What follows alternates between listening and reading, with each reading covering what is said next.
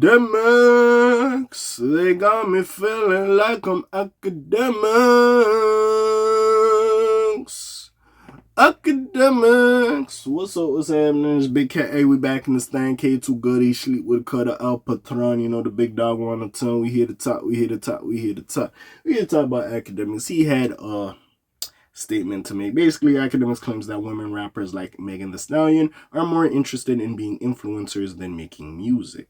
And see, I did want to talk about this. I don't give a fuck that I'm late about this, especially with Tory Lanez dropping his album, Peterson. Yeah, D-Star Peterson. I think that is his name. From jail, by the way. And again, I don't want to fucking like meat ride or anything, but the fact like the production and how good it sounded with this nigga being in jail, like whoever the fuck that nigga producer is, bro, you gotta give it to him. And a lot of y'all niggas, no disrespect, who's phoning it in. The fact this nigga's in jail and this shit sounds as good as it does, brother, like y'all gotta pick it up. Like this nigga's just outshining y'all niggas. I ain't gonna lie. And if some of that shit was misconstrued, I will say, in the whole retelling of the whole Megan Tory situation. We talk about it all the time at this point, and we still talking about it. Y'all, a lot of y'all niggas gonna have to owe that nigga an apology. A lot of y'all niggas. But anyways, we need to talk about it. So we seen the whole Megan Thee Stallion thing. You know, she's kind of being an influencer. She's popping out. She's still doing music, but she's promoting like a liquor or whatever she has now. And she's doing her thing. Now, see, this is the thing. And we're going to read what Akademiks properly says. We're going to go into it. But this is the thing. A lot of these girls, like, again, and no disrespect, like, we've seen, like, Nicki have the longevity. But, like, at a point, it was, like, literally only her, really. There wasn't really people doing a lot. Not a lot of them have had longevity. Even Cardi B, as much as I love Cardi B, and I do know Cardi B can rap and she does make good music, hasn't dropped a project. Keeps dropping singles here and there, but she's always going to get a brand deal. She's very entertaining.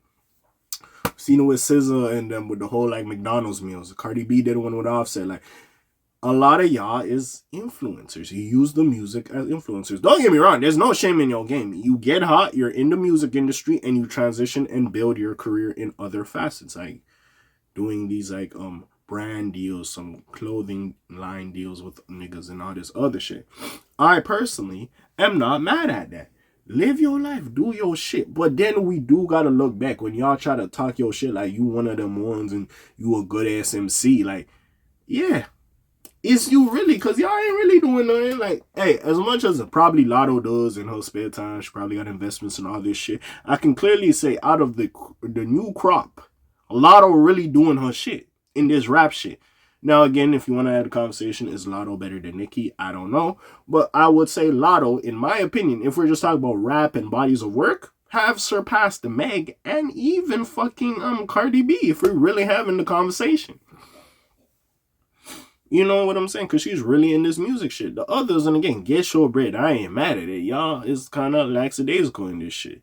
And the thing with Meg as well with the whole Tory situation, both of y'all niggas talk about each other, so we're not even going to do all that.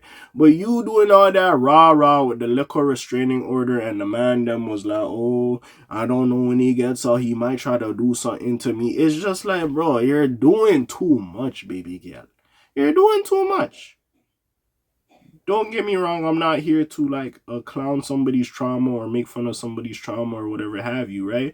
But with that being said, like, it's just one of those situations and one of those things that's like, bro, the albums, and again, I'm not your primary demographic, but even still, I'm not even seeing that shit really resonate in the streets. Like, motherfuckers ain't bumping that shit. Like, the women I know ain't really like bumping your new shit like that. So I do gotta look at Meg a little bit like, bro, what is you on? What is you doing? So, and then, like, I do agree at times. Like, when Akademiks was like, yo, you're winning some of these awards for sympathy. I'm like, yeah, you is. You is. I ain't gonna cap. Yeah, you is. So, yeah, because you ain't really putting your best foot forward. Don't get me wrong. Get your money. I ain't never gonna sit here and be mad at motherfuckers for getting their bread.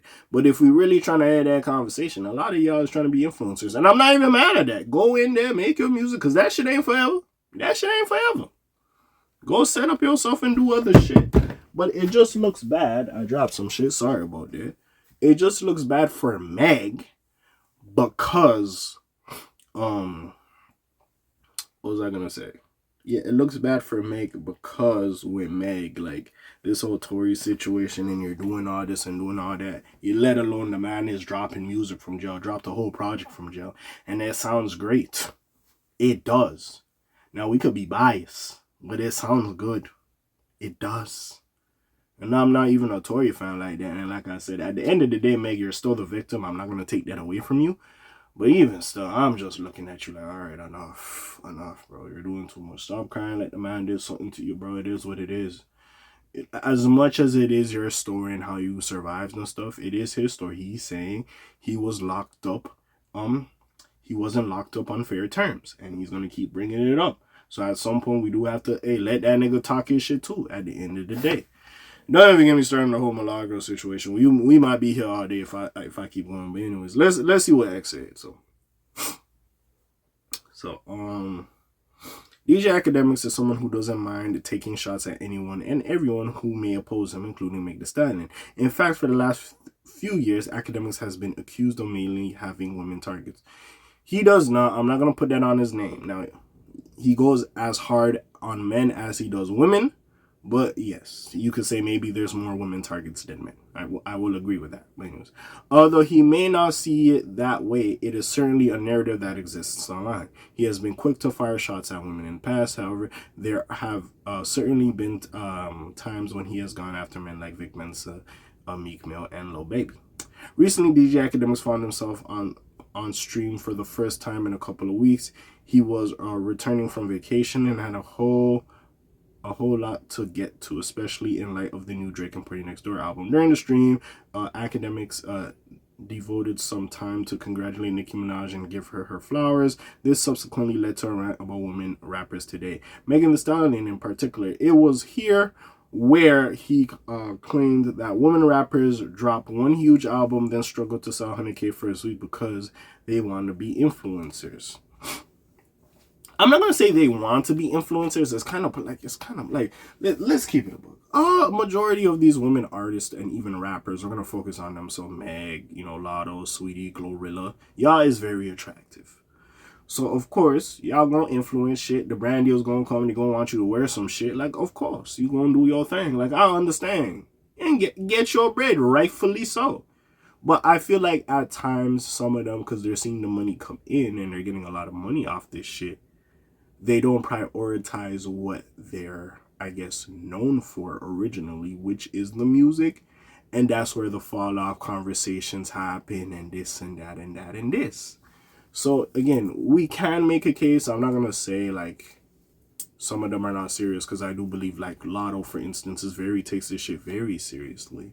And I do credit her with that as well. But like some of y'all, I just feel like y'all doing your thing. And honestly, some of it is the label, because the label be on some bullshit sometimes. Like Icy Spicy as well. Like, see, the thing with Icy Spicy is she be twerking and doing all that bullshit. Like, she knows she thick, she knows she cute. Like, niggas is paying attention to that. So she kind of do that on purpose. So with Icy Spicy, I see when niggas are like talking about her. And even with the Ozempic shit, it was like, well, Icy Spicy, you be throwing your thickness and shit in their face. Not to say the other girls don't throw in their face that they're heavily and very attractive, but you was just doing that shit on a daily. So anyways, with that being said, it was here where DJ Akademiks pointed out that Megan Thee Stallion has 32 million followers on Instagram but struggles to sell her albums. One has to also act like, see, the acting is like, you kind of cool with Tory, so that also looks away. But anyways, regardless, one has to wonder why this happens. Also, like, you could be popping on IG, doesn't mean you'll have sales. Like, because if we're really looking at IG numbers, bro, because you're saying a pretty gal. If we're really looking at IG numbers, then all these artists and influencers would, like, bring millions to the brands. You know what I'm saying? But they don't. But whatever. And they can command a fee. There's only a select few that really do that shit. That's why, like, as much as, yes, we're critiquing Cardi B, or I'm critiquing Cardi B in this video, I do got to give her credit. Like, not dropping an album for like what 6-7 years and still being this relevant and still bringing in that much money, like kudos. But anyways,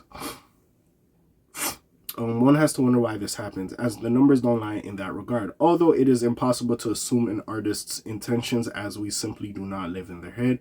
During Akademiks' stream, which can be found on Twitch, Rumble, YouTube, I think he streams on Facebook as well. Anyways, the commentator also tried to hypothesize about the rap game on various degrees of success. Megan Thee Stallion and other artists alike, Glorilla, Sexy Red, and even Doechii have been having good years as of late.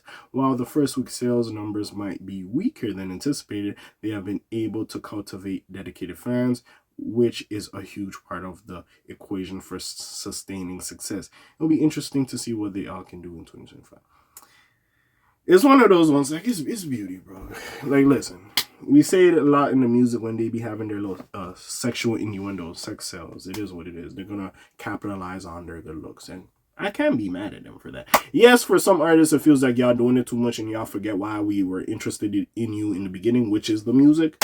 But still, yeah, we can have a discussion about it. We can have a little discussion about it. But anyways, what do y'all think? Comments down below, links in the description. Besides that, it's your friendly neighborhood K.A. sign out for today. The Black TJ Delweiler doing this thing. My name ring bells like Quasimodo. Hit like, subscribe. Be trying to hit a little bit more to air, man. I'm gone. Shalom, Zoom, peace, y'all, gang. Aye.